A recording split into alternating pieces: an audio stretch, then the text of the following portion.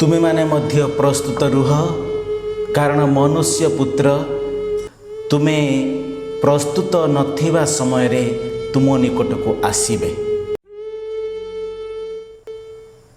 ख्रीष्ट को जोग रे मो प्रिय भाई भौणी माने समस्त को सर्वप्रथमे मोर जय जीशु। आज आम माने समस्ते ल्यूक लिखित सुसमाचार 12 अध्याय तार 39 रु 48 पद को पढ़ी शुणा एवं तार किछि अंश को बुझिबा पई चेष्टा करिबा। जेउथिरे लेखा अछि, एहा जानि थाओ जे चोर केतेबेले आसीबो, एहा जदि गृहकर्ता आगुरु जानि पारि थांता तेबे से चोर को घरे पशिबा को दियंता नाही। एणु तुमे माने मध्य प्रस्तुत रुह, कारण मनुष्य पुत्र तुमे अपेक्षारे नथिबा समय रे आसीबे। पितर पचारिले, प्रभु आपण केवल आम पाई एही दृष्टांत कहउछंती ना समस्तंक पाई? प्रभु उत्तर देले, किए तेबे से विश्वस्त व बुद्धिमान गुमास्ता जहाँक हाथ रे गृहकर्ता तांक दास मानक दायित्व देबे, जे सेमान को जथा समय रे खाद्य जोगाइब। गृहकर्ता फेरी आसी जेउ दास को तार कर्तव्य करुथिबा देखंती से धन्य। मु तुममानकु सत्य कहूछि, से ताकु तार समस्त संपत्ति उपरे दायित्व न्यस्त करिवे।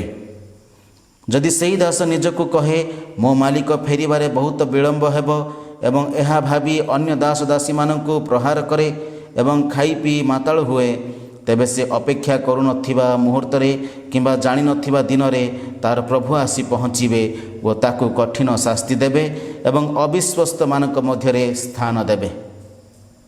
एणु जो दास निजर मुनिबंकर इच्छा जानी सुधा प्रस्तुत रहे नाही एवं निज मुनिबंकर उद्देश्य साधन पाई कार्य करे नाही, ताको कठोर प्रहार दियाजिब।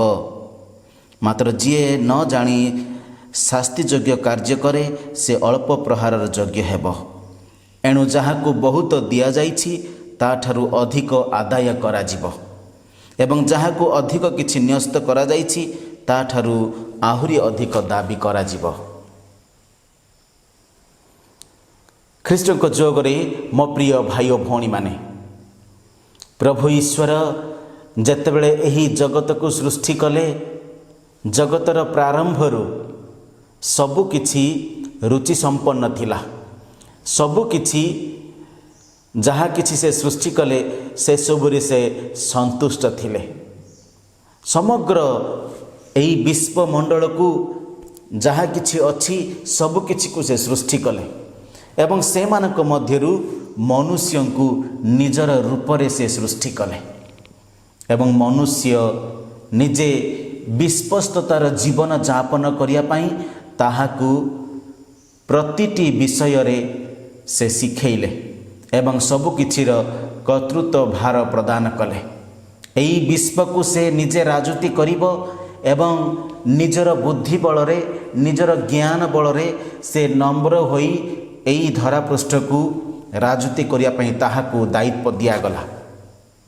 किंतु मनुष्य कालक्रमे अविश्वस्त होई प्रभुंक ठारु दूरेई जाई निजे अनेक पापमय जीवन जापन कला, अनेक अन्याय अनीतिर कार्य कला, क्रूर मनोभाव रे प्रतिहिंसा कला। किंतु आज जदि आमे देखिबा समग्र विश्व रे मनुष्य को एते मात्रा रे विश्वास न कले मध्य सेई मनुष्य निजे अनेक वन्य प्राणी को पशु पक्षी को से आदर अछि एवं सीए से मानकु उपरे अधिक विश्वास स्थापन करुअछि। उदाहरण स्वरूप कुकुर आमे माने समस्ते घरे पोषि थाउ, बिलेई आमे माने समस्ते घरे पोषि थाउ एवं एमिति अनेक सुआ सारी एमिति अनेक पशु पक्षी जीव जंतु को आमे माने पोषि से मानकर सेवा जत्न करि थाउ एवं से माने मनुष्य ठारू अधिक मात्रा रे विश्वस्तता होई थांती। किंतु आज प्रभु आम मानकु एही सुसमाचार माध्यम रे मनुष्य को विश्वस्तता हेबा पाई से शिक्षा दियंती। हम प्रिय भाई भौणी माने, आमे मनुष्य हिसाब रे दुर्बल पापी मनुष्य किंतु निजे विश्वस्ततार सह निजर कार्य करने को आवश्यक। कारण प्रभु आम समस्त को मनुष्य हिसाब रे गढ़ी आम मान को आह्वान करिसंती ताहांक राज्य रे कार्य करिबा पाई। काहाकू तो जाजक हिसाब रे, काहाकू सेवा भगिनी हिसाब रे, काहाकू पुरुष स्त्री हिसाब रे, बापा माँ हिसाब रे, पुओ झियो हिसाब रे, एमिति अनेक आह्वान देई से मनुष्य को सृष्टि करिसंती गढ़ी ताहांक राज्य रे कार्य करिबा पाई।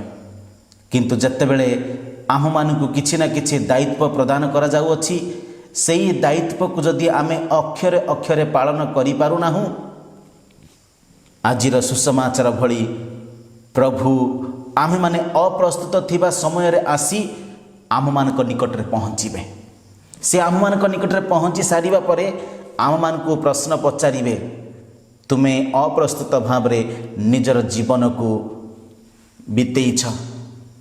मोर मालिक नथिला, मु निजे भोजी भात खाई माताल होई मोर जीवन को मु बितेइछि। एही प्रकार परिस्थिति रे ही प्रभु आम समस्त को कठोर दंड देबे। तेणु जदि आमे माथि लिखित सुसमाचार तार 25 अध्यायर 34 पद को जदि आमे पढ़िबा, सेइथिरे लेखा अछि, सेतेबेले राजा तांक दक्षिण पार्श्वर लोक मान को कहिबे, मो पितांक आशीर्वादर पात्रगण आस, जगतर सृष्टि समय तुम मानक पई जेउ राज्य प्रस्तुत ताहा अधिकार कर। जेउ भृत्यु जेउ मनुष्य विश्वस्ततार सह प्रभु ईश्वरंकर कार्य करती, से माने पिता ईश्वरंकर सही प्रस्तुत करिथिबा राज्य को से मानकु उन्नीत करा जिवो। एवं से निजे प्रकाश करी कहिबे, मोर राज्य को तुमे माने आस, आमे माने सेही राज्य रे स्थान पाइबा जदि आमे प्रस्तुत होई निज निजर कार्य को जदि आमे सुचारू रूपे पालन करिअछु। तेणु प्रथम पितर तार 5 अध्यायर 8 पदरे मध्य जदि आमे पढ़िबा, सेइथिरे लेखा अछि, सचेतन होई जाग्रत रुह, कारण शैतान गर्जन करुथिबा सिंह तुल्य तुमको ग्रास करने को खोजी बोलुछि। एई धरा पृष्ठ रे प्रत्येक मनुष्य समान नुहंती। प्रत्येक मनुष्य प्रति प्रतिहिंसा करी, एई शैतान भली कार्य करी, शैतान जेमिति सिंह भली गर्जन करी आम मानकु अपदस्तरे पकेइबा पई चेष्टा करिथाए, सेही भली मनुष्य माने मध्य आम समस्तंकु अपदस्तरे पकेइबा पई चेष्टा करंती। हाँ मो प्रिय भाई और भौणी माने, आमे माने समस्ते प्रभुंकर आह्वान पाइछु। जणे जणे मनुष्य होई एक सुंदर जीवन आमे माने पाई अछु। सेही जीवन को जदि आमे साकार करिबा को अछि, तेबे प्रभुंक सह आमे जड़ित हेबा को अछि। प्रभुंक सह आमे जड़ित हेबा को अछि। जेउ समस्त कार्य गुड़िक, जेउ समस्त दायित्व गुड़िक आम मानकु दिया जाई अछि, सेही दायित्व को आमे अक्षरे अक्षरे पालन करिबा, सदा सर्वदा विश्वस्त रहिबा। तेबे एही विश्वस्तता हेबा पई हेले आमे व्यक्तिगत भाव रे प्रार्थना मध्य करिबा आवश्यक। बिना प्रार्थना रे कौनसी कार्य साधित हेबा पई जाउ नाही। कारण प्रभु जीशु ख्रीष्ट एही जगत रे वास करी मनुष्य जाति को ताहांकर सुसमाचार घोषणा करिबा समय रे से निजे निर्जन स्थान को जाई प्रभुंक निकटरे प्रार्थना रे समय बिताउथिले एवं तापरे किछि किछि निष्पत्ति नेउथिले एवं अनेक दुष्ट अवहेलित रोगी पीड़ित समस्त को से सुस्थता प्रदान करुथिले एवं से मानकु ताहांकर राज्य पाई प्रस्तुत हेबा पाई सुजोग देउथिले। आज सेही प्रभु आम समस्त को सुजोग देइछंती ताहांकर राज्य रे कार्य करिबा पाई। आउ ताहांकर राज्य रे कार्य करिबा को हेले आमे समस्ते अप्रस्तुत भाव रे कार्य न करी प्रस्तुत होई ताहांकर कार्य करिया पाई चेष्टा करिबा। कारण एही जुग एक अभिशापर जुग होई जाइछि। एही जुग एक अप्रस्तुतर जुग होई जाइछि। तेणु प्रभु आम समस्त को एही सुसमाचार माध्यम रे प्रकाश करंती, आह्वान करंती, हे तुमे स्वल्प विश्वासी, हे तुमे ଏହି ଯୁଗର ପୁଅ ଝିଅମାନେ ତୁମେମାନେ ସ୍ୱଳ୍ପ ବିଷୟରେ ବିଶ୍ୱସ୍ତ ରୁହ, ବହୁ ବିଷୟରେ ତୁମମାନଙ୍କୁ ଦାୟିତ୍ୱ ଦିଆଯିବ।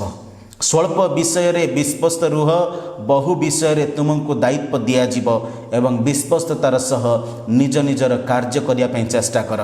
ହୁଏତ ଆମେ ଯାଜକ ହେଉ, ସେବା ଭଗ୍ନୀ ହେଉ, ପିତାମାତା ହେଉ, ପୁରୁଷ ସ୍ତ୍ରୀ ହେଉ, ପୁଅ ଝିଅ ହେଉ, ଛାତ୍ରଛାତ୍ରୀ ହେଉ, ଆମେ ସମସ୍ତେ ନିଜ ନିଜର କାର୍ଯ୍ୟକୁ ବିଶ୍ୱସ୍ତତାର ସହ କରିବା। ତେବେ ପ୍ରଭୁ ଆମ ସମସ୍ତଙ୍କୁ ଆଶୀର୍ବାଦ କରିବେ ଏବଂ ତାହାଙ୍କର ରାଜ୍ୟରେ ସେ ଆମମାନଙ୍କୁ ସ୍ଥାନ ଦେବେ, କାରଣ ଆମେ ତାହାଙ୍କର ଅନୁଗ୍ରହର ପାତ୍ରପାତ୍ରୀ ହୋଇ ତାହାଙ୍କ ରାଜ୍ୟରେ ସ୍ଥାନ ପାଇପାରିବା। ପ୍ରଭୁ ଆମ ସମସ୍ତଙ୍କୁ ଆଶୀର୍ବାଦ କରନ୍ତୁ। ପୁଣି ଥରେ ସମସ୍ତଙ୍କୁ ଜୟ ଯୀଶୁ।